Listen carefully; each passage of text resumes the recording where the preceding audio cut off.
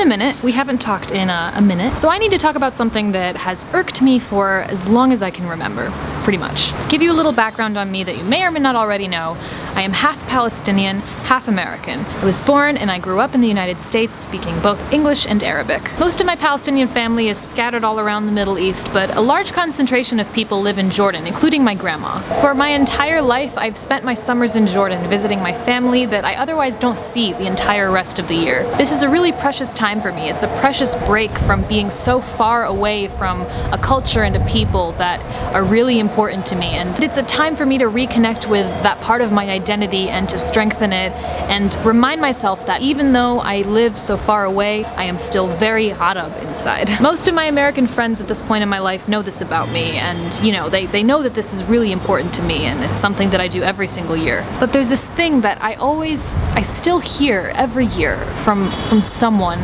and it has bothered me to my core for so long. You're going to the Middle East? Is it safe there? Aren't you a little scared? Here's the thing with this. I know that your inquisitiveness and your worry deep down comes from a place of caring about me. Comes from a place of wanting me to be safe wherever I go, which is nice. You know, that's nice for you. But your worry about me traveling to the Middle East specifically, why are non-Arab Americans afraid of the concept of the Middle East as a physical place? The Middle East to the non-Arab American is foggy and mysterious and strange. And Western ideas of what the Arab world is like have been shaped by centuries of Orientalist attitudes. Orientalism is a term coined by Edward Said in his 1978 book on the topic. Orientalism is a way of seeing that distorts and emphasizes the differences between the white-dominated Western world and the Eastern world. Said pretty much talks about Orientalism in the context of Arabs, but I think that this concept of Orientalism can be applied to the Far East Asian countries as well. For our purposes today, we're talking about Arabs. But Orientalism bases itself in a very distinct separation between East and West. A physical separation that we invented that doesn't actually exist. This separation has allowed Arabs on the other side of this world to be thought of as backwards and uncivilized, peculiar in their ways. And here we see an Egyptian woman cloaking her face from the man. So mysterious, so strange. She lives her life separated from the outside world.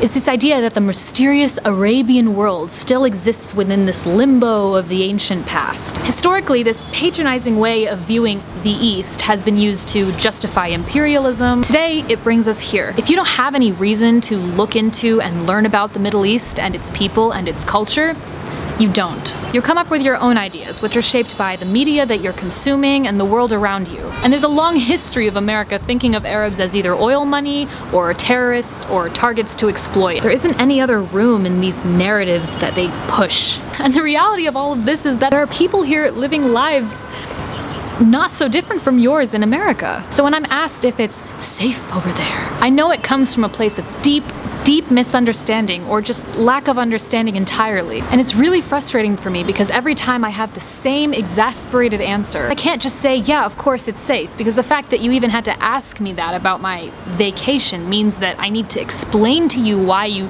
don't need to worry about me. And I'm so tired of doing that. Oh my god, I need a hat. I can't. My hair, I keep touching it, I need a hat. Even after I've gone through explaining to someone that, of course it's safe, they still say afterwards, well, be careful over there. Be careful of what? What do you think life is like here? What do you think it's like when I come here? Does everybody just think the entire Middle East is a war zone because that's all they show on TV? That people here don't live and work and exist like you do? Maybe this shouldn't bother me as much as it does, but it bothers me because this is such a special place to me. My second home where half of my family lives, paced with the most amazing food and beautiful sights, a truly peaceful culture. No, I am not scared of being here. I look forward to it. I crave being around these loud, wonderful Arabs. They are my people.